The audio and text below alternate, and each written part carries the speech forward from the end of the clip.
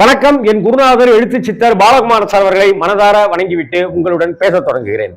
இந்த இந்து முன்னணி மாநாடு நடத்தினாங்க, இதை பத்தியே மனசு அல்லாடிட்டு இருக்குங்க. மனசு கிடந்து தவிச்சு கிடக்கு. எதுக்காக தவிச்சு கிடக்கு அப்படின்னு நீங்க கேட்குறீங்க. என்னன்னாக்கா, இந்து முன்னணிங்கிற பேர்ல இந்து முன்னணியும் பாரதிய ஜனதா கட்சியும் சேர்ந்து மதுரையில முருக பக்தர்கள் மாநாடுங்கிற பேர்ல ஒரு அரசியல் மாநாடு, முருக கண்காட்சியை ஒண்ணு நடத்தினாங்க. அப்படி நடத்தின அந்த விழாவுக்கு அதிமுகவா அழைச்சிருந்தாங்க. அதிமுக சார்பா செல்லூர் ராஜு அண்ணன், நம்ம ராஜேந்திர பாலாஜி அண்ணன், ஆர்பி உதயகுமார் எல்லாரும் போயிருந்தாங்களா? முருக பக்தர்கள் லட்சக்கணக்கான பேருக்கு வருத்தம் என்ன தெரியுங்களா? முருக பக்தர்கள் முருகன்கிட்ட போய் கண்ணீர் விட்டாங்கனே. முருக பக்தர்கள், முருகா இது என்ன சோதனை, என்னடா இது மதுரைக்கு வந்த சோதனை அப்படிங்கிற மாதிரி முருக பக்தர்கள் எல்லாம் கண்ணீர் விட்டு முருகன் கிட்டேயே கதறி கேட்கிறாங்க. பழனி முருகன்கிட்டயே கதறி கேட்கிறாங்க. பழனிசாமிட்டு தான் கேட்க முடியல, பழனி முருகன்கிட்டையாவது கேட்போமே. முருகனையும் அரோகரான் தான் சொல்றோம், திருவண்ணாமலையில இருக்கிற அண்ணாமலையையும் அண்ணாமலையானுக்கு அரோகரான் தான் சொல்றோம். நம்ம அண்ணாமலைட்டையும் கேட்க முடியாது, பாஜக அண்ணாமலைட்டையும் கேட்க முடியாது, ஏடிஎம்கே எடப்பாடிட்டையும் கேட்க முடியாது. முருகா ஞான பண்டிதா உங்ககிட்ட தான் கேட்கிறோம்னு அந்த முருக பக்தர்கள் முருகன் கிட்டயே கேட்கிறாங்க. அப்படி முருக பக்தர்கள்னு எங்க பார்த்தாலும் அந்த ஆறுபடை வீடுல இருக்கிற முருகன் கிட்ட கேட்கிற கேள்வி என்னன்னாக்க, ஏங்க பாஜகவோட இன்னைக்கு சேர்ந்திருக்கிற அதிமுகவை நீங்க மாநாட்டுக்கு கூப்பிட்டீங்களே, தேமுதிக கேப்டனோட மண்ணுல நீங்க ஒரு மாநாடு நடத்துறீங்க, விஜயகாந்தனுடைய மண்ணுல மாநாடு நடத்துறீங்களே, எங்க அண்ணிய நீங்க கூப்பிட்டீங்களா? முருக பக்தர்கள்ல இருக்கிற தேமுதிக காரங்க முருகன் கிட்ட கோரிக்கையா வைக்கிறாங்க.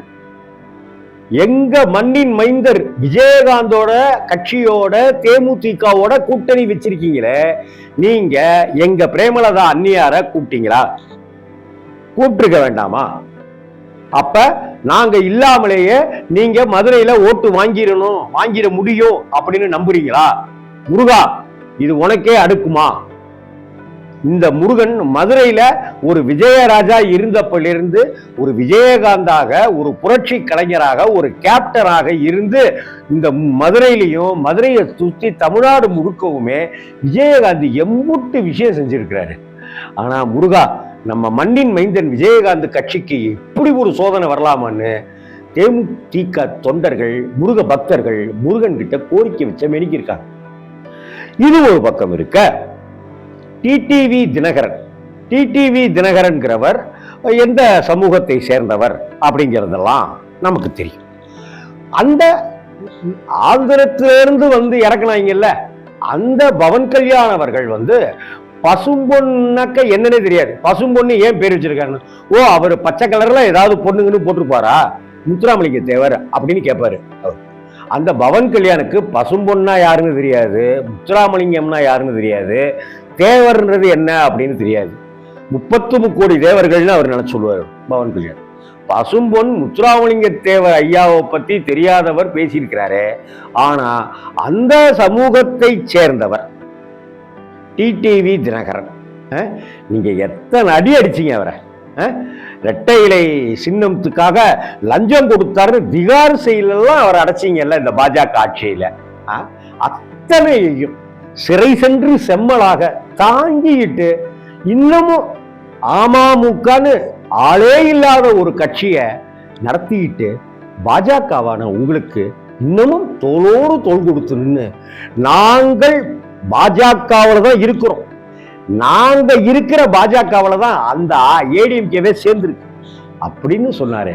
அந்த பசும்பொன் முத்துராமலிங்க தேவர் ஐயாவை பேசுனீங்களே, அந்த கோரிப்பாளையத்துல அப்படி நின்று அது முத்துராமலிங்க தேவர் ஐயாவுடைய சிலையை பார்த்தாலே நமக்கு அப்படி ஒரு பக்தியும் பரவசமும் ஏற்படுமே.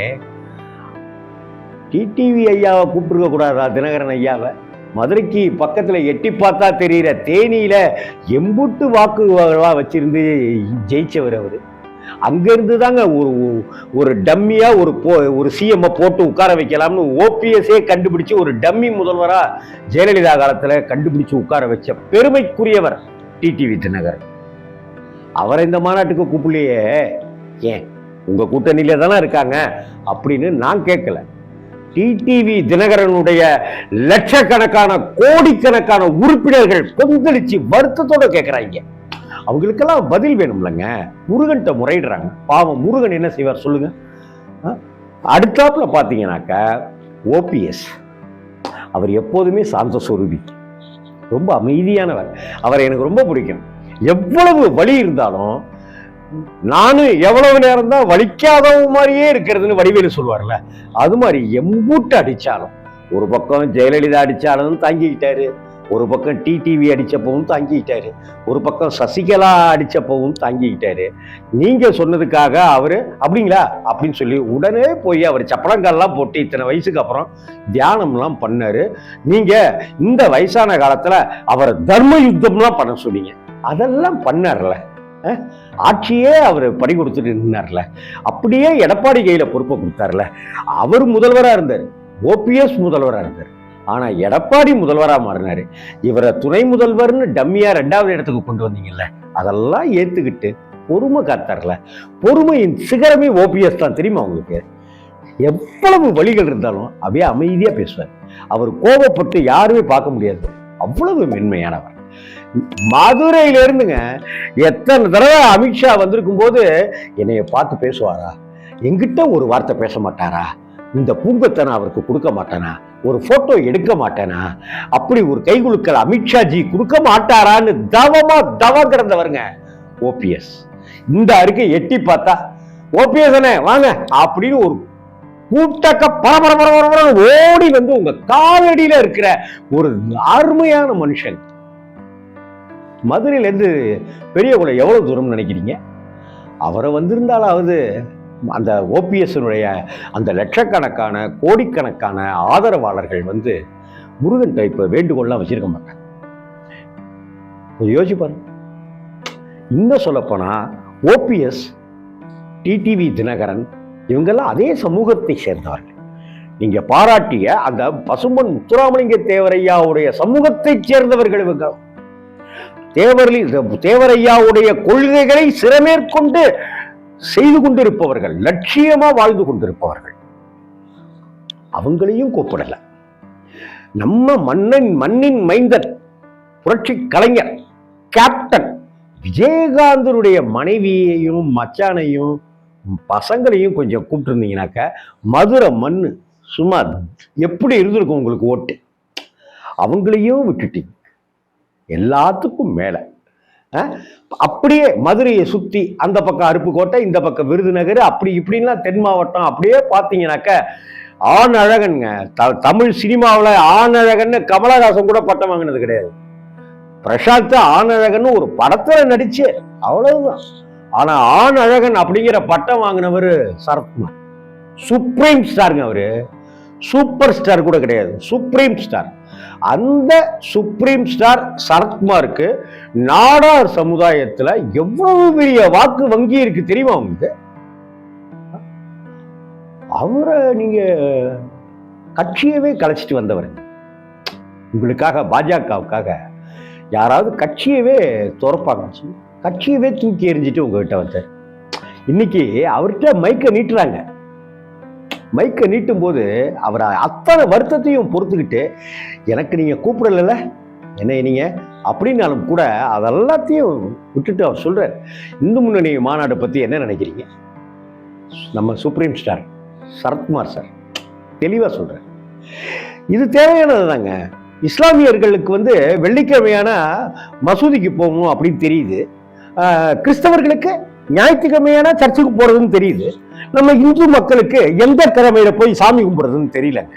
அதுக்காகலாம் இப்ப என் பொண்ணுங்க என் பசங்களுக்கெல்லாம் சாமி கும்பிடுறதெல்லாம் நம்ம பழக்கப்படுத்துறதே இல்லைல்ல. அதனால இப்படியான ஒரு பாஜக இந்து முன்னணி நடத்துற இது மாதிரியான விஷயங்கள் தேவைதான் பாஸ், தேவைதான் ப்ரோ அப்படின்னு சரத்குமார் சொல்றாரு. இங்க வெள்ளிக்கிழமையான இஸ்லாமியர்கள் மசூதிக்கு போறாங்க, பள்ளிவாசலுக்கு போறாங்க, நமாஸ் பண்ண போறாங்க, துவா செய்ய போறாங்க. இஸ்லாமியர்கள் அந்த கிறிஸ்தவர்கள் ஞாயிற்றுக்கிழமை அன்னைக்கு முதல் பூசைக்கோ அல்லது 2வது பூசைக்கோ போய் அங்க ஆமன்னு சொல்லிட்டு வராங்க, பைபிள் படிச்சுட்டு வராங்க. அந்த வெள்ளிக்கிழமையும் ஞாயிற்றுக்கிழமையும் மட்டும்தானே சொல்றீங்க. இந்துக்களுக்கு எந்த கிழமைன்னே தெரியல. அந்த கிழமையை 7 கிழமையில எந்த கிழமையில இந்துக்கள் வணங்கணும் அப்படின்னு சொல்லி கொடுக்கறதுக்காக இந்த மாநாடுன்னு உங்களுக்காக பாவம் என்னென்னமோ தத்து பிச்சுன்னு உளறி கொட்டுறாருங்க மனுஷன். எப்படிப்பட்ட டயலாக் எல்லாம் பேசுவார் தெரியுமா? திங்கக்கிழமைனாக்க சிவபெருமானை வழிபடணும், செவ்வாய்க்கிழமைனாக்க முருகனை வழிபடணும், புதன்கிழமைனாக்க பெருமாளை வழிபடணும், வியாழக்கிழமைனாக்க குரு பகவானை வழிபடணும், வெள்ளிக்கிழமைனாக்க மகாலட்சுமியை வழிபடணும், வெள்ளிக்கிழமைனாக்க அம்பாளை வழிபடணும், சனிக்கிழமைனாக்க ஆஞ்சநேயரை வழிபடணும். இப்படி எத்தனை கிழமைக்கு எத்தனை சாமிகள் இருக்கு தெரியுமாங்க? நீங்க திங்கக்கிழமை போய் பாருங்க, சோமவாரம்னு சொல்லி திங்கக்கிழமையில கும்பிடுவாங்க. சரத்குமாருக்கு இதெல்லாம் தெரியாது. ஏன்னா அவர் நேரா நின்று சாமி கும்பிட்டு இருந்தாருனாக்கா சரத்குமாருக்கு தெரிஞ்சிருக்கும்.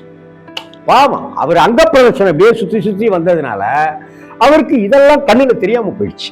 அன்னைக்கு என்ன கிழமைன்னு கூட அவருக்கு தெரியாம போச்சு.